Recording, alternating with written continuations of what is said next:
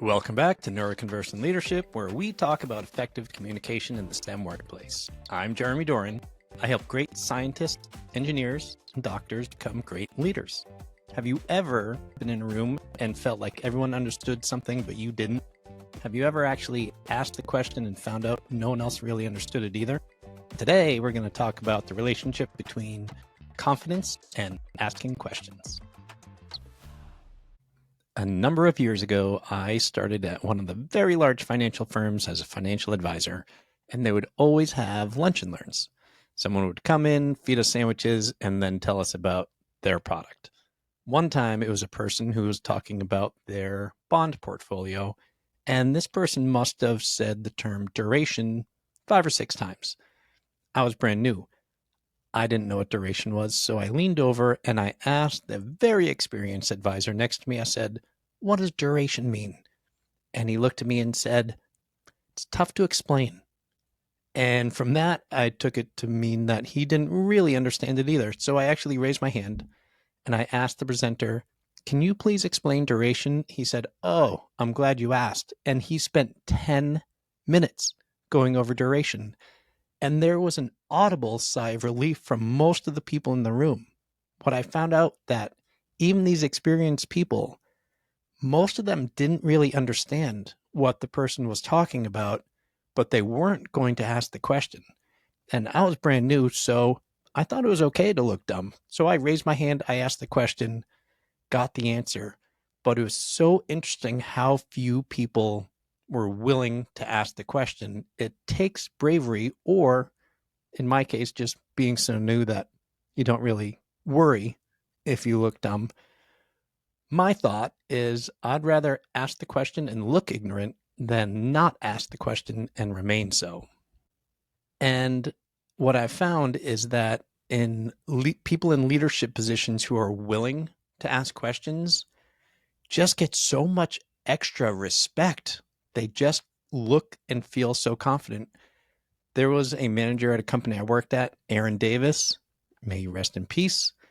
He was usually the smartest or one of the smartest people in the room and almost always the most knowledgeable. And he would still ask questions all the time. He was so confident that he knew a lot of things that if he didn't know the answer, it was a good question. It was valid. Most people probably weren't going to know the answer if he didn't. And then it would start a conversation. And what it also did was it got other people feeling very willing to ask questions. So the confidence that it takes to ask questions is palpable. And people say there's no such thing as a dumb question. Look, maybe. That's probably true. But there are some questions that are definitely better than others. If you're asking a question out of laziness, it may not be a dumb question, but it's not a good one.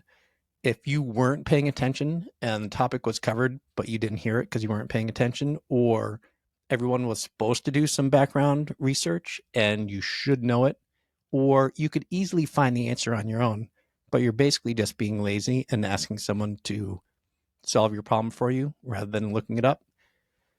Those aren't dumb questions, but they're not great questions. However, if none of those things are true, then you should feel comfortable asking. If you weren't supposed to know it, if it wasn't already covered, and it's not super easy to find out, ask the question. Show how confident you are by asking questions. But you want to ask good questions. If you want to show that you're knowledgeable, then ask next level questions. If you're knowledgeable and you don't understand something, chances are good that other people don't understand it either. They may think they do, but they probably only have a surface level. When you're asking a really good question, it is a next level question, not just, "Oh, what does that mean?" But the next level is in a personal conversation, it might be, "Oh, really? What did that mean to you?" Or, "Why is that so important?" Something to get them going into the next level of explanation for what they just said. Or in business, it might be along the lines of, "Well, we're all assuming that the clients want this particular feature. Have we confirmed it? Have we done market surveys? do we know for sure? That's a pretty good next level question to make sure you're going down the right path. Or alternatively, let's assume that all of the data we have is correct and that this is going to be a product that people love. What is that going to mean for us? For instance, I was once helping a client. They were having a meeting talking about how they can win this massive new contract. It would be by far the biggest contract they've ever had. This whole meeting was about what they need to do in order to win it. They asked me to come in just to moderate. There was one person who was not participating much and he looked a little antsy, and I asked him, I said, "You look like you have a question. Can you share it?" He said, "Well, if we win this deal, where will we get all the materials needed and how will we be able to pay for it?" Some people immediately pushed back on that, and I stopped them and I said, "Well, let's explore the question."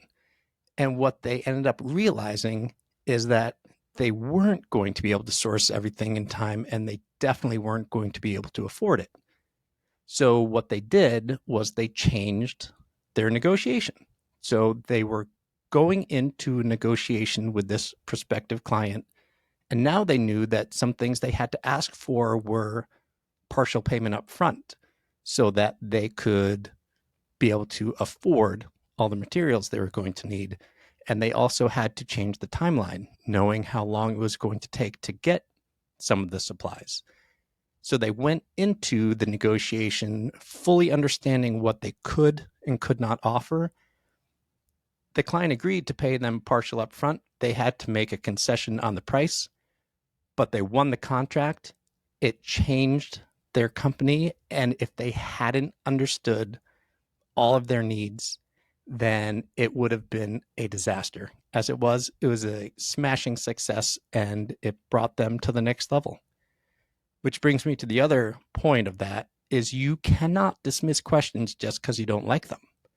When you dismiss a question you don't like, it usually means that you're not confident either in your understanding or in the path you've chosen.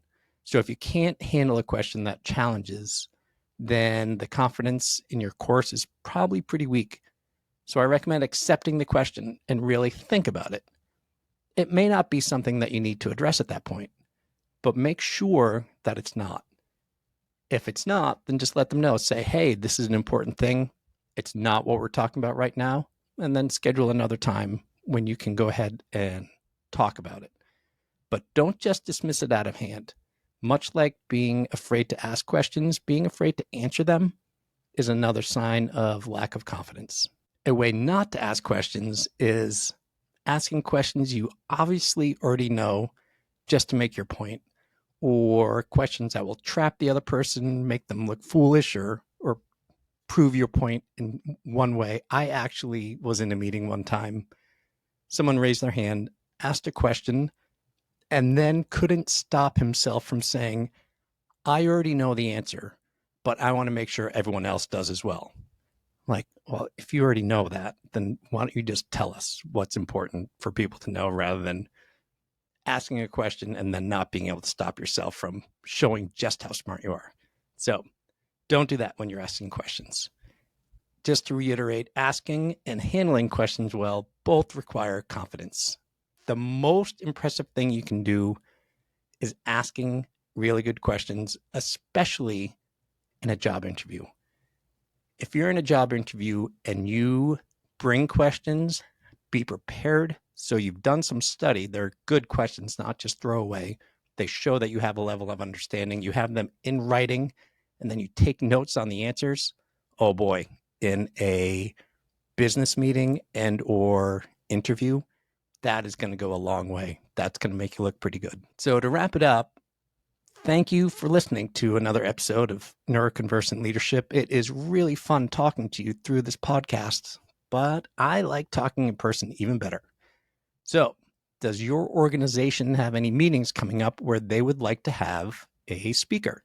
I'd love to talk to you about what specifically you're looking for, find out if I or one of the other speakers that I know would be a good fit.